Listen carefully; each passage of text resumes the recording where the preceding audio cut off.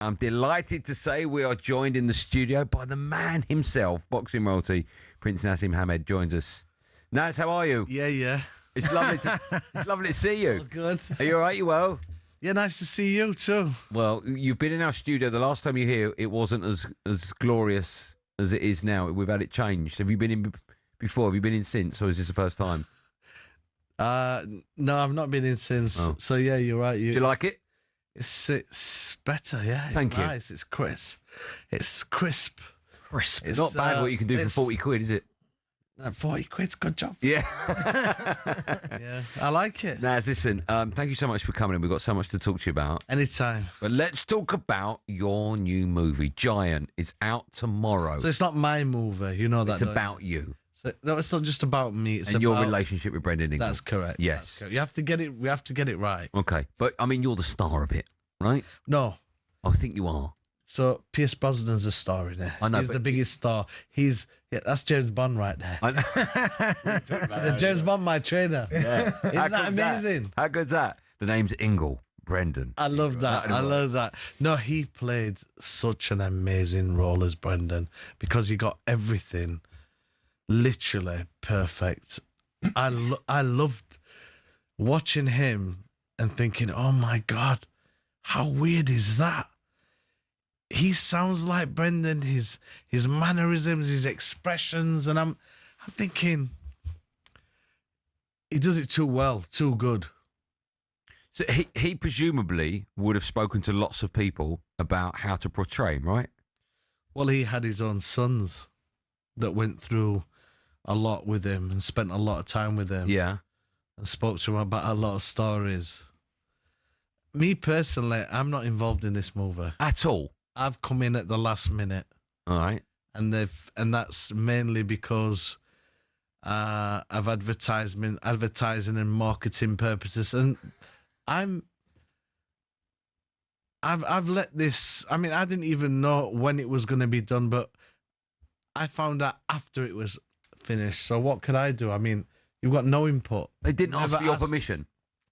They didn't have to. Okay. But when did they first? When did you first find out then that they were making a film about you or about your relationship with Brendan Ingalls? So this was years ago, and then I thought they stopped it, which they did stop it, and then they brought it back because of COVID, and then so it was like on and off, and I thought they ain't gonna make it. They're gonna make it. It's all right. I'll be able to bring my own out before that, but I wasn't in time. I wasn't in time. But do you know what? Look, the fact that they've brought it out. You know, you wake up and somebody tells you they're making a film about you. It ain't that bad, is it? There are worse days, right? They're the worst days. So I just thought, look, better to back it, support it, and let everybody watch it because that's going to be the springboard of hopefully using it. Because I'm gonna do my stuff. Then I'm gonna bring out a great documentary series with Mark Wahlberg, like we told you before. Yeah. Let's just stay with this film. We'll talk about that in a moment. But I understand that the exec producer is Sylvester Stallone. So I think that's by name. Oh, he's just attached his name to it, but he had nothing to do with it. I don't think so. All right. I've just been told in my that he definitely is connected to it. Well, I tell you, definitely is not. Oh, no, you know what? Why don't we play it out as me and you would never know that answer?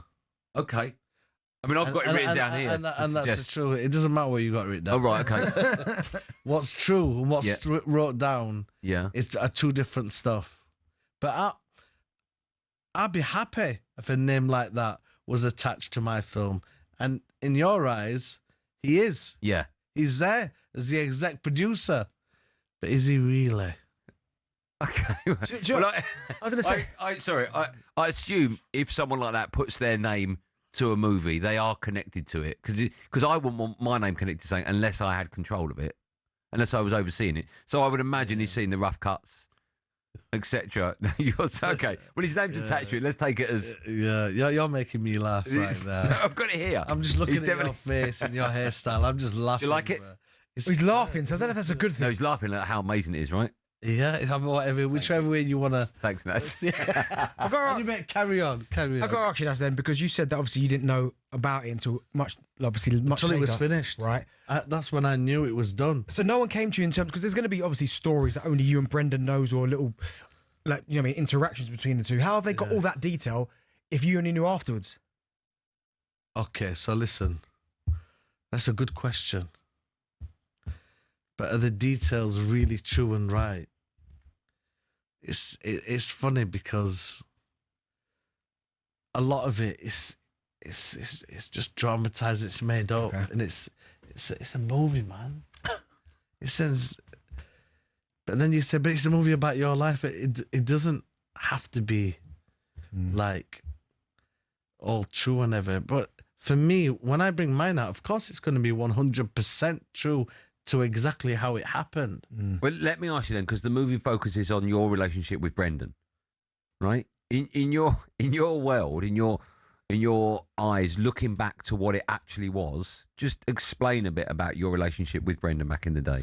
So first of all, you have to mention the first thing, and that is, from 7 years of age, I was in that gym, and I was taught to do the most important thing, which is the fundamentals of the groundwork.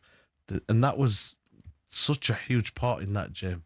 If you're not good with your footwork, or if you're not going to do your footwork, forget about it, leave.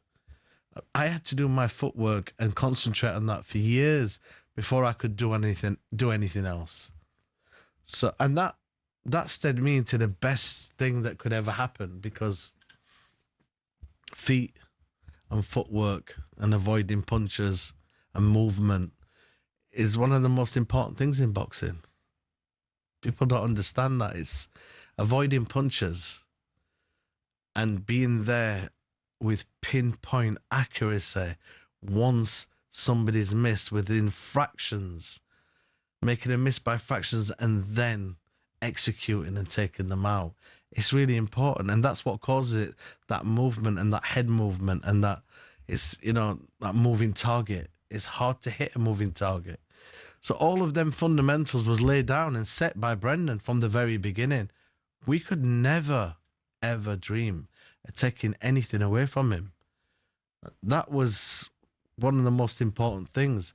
And then you can move on. You know, we were sparring professionals and training with pros, which amateurs don't really do that in other amateur gyms. It's just for the amateurs. But we was privileged to be training with professionals. But I got better and better and better, like in a fast way. So by from 7 to 11, them 4 years was crucial, because by the time them guys got to the age of 11, where you can have your first fight, they was way behind me. I'd already been boxing for 4 years. That's why I wiped the floor with everybody in the UK. Immediately, I was British champion, national schoolboy champion at the age of 11, and then 12, and then winning national titles. So we had an amazing relationship. It became, he saw me and I saw him more than I'd seen my family, and he'd see me more than he saw his family. And we was out walking all the time. But one of the main biggest things for him was about the money.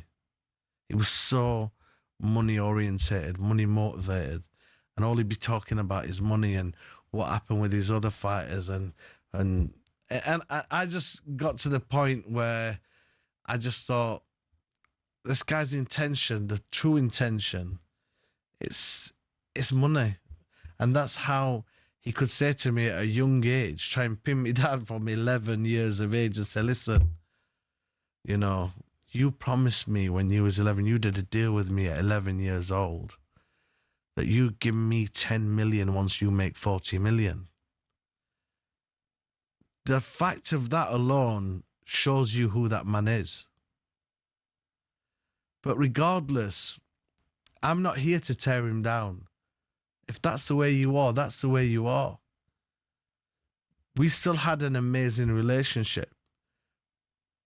It was never going to... The issue was, he wanted some ridiculous amount, knowing that it didn't work. It doesn't work like that once you're earning ridiculous money at the top. The time when the whole thing was falling apart, he was the highest paid trainer in the world. So I was paying him more than any other fighter was paying their trainer, especially in the 90s. But sometimes it's never enough, is it? It's never enough for some people. Are you happy with how your relationship is portrayed in the movie? Obviously not. Look, I've backed the movie for a reason. Few reasons. One of the reasons is the director, Roman's a really nice guy, and he's always wanted to make a movie about me, but had nothing involvement in my eyes. The way that they was able to make this movie was because I heard they bought rights of books. And when you buy a right of a book, even though it's an official book, because I've never done an official book, if you've got the rights to a book and you own it, then you can do a movie about that book. Yeah. Nobody can stop you. But the weird thing is, when I asked him, so did you get all your information out of the books that you bought the rights of? He said to me, oh no, there's actually just, it's nothing to do with it. We just got the rights to them books to be able to make the movie, but there's nothing out of them books within the movie. So the most of the scenes that I'm watching, it was hard for me to watch. I'm not going to say the whole thing was completely not true.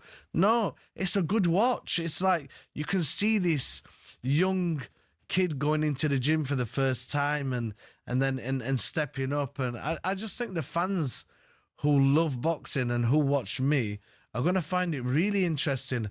But one thing that I do love about it, that the director that I congratulated him on, was the closing scene, the last part. Don't ruin it.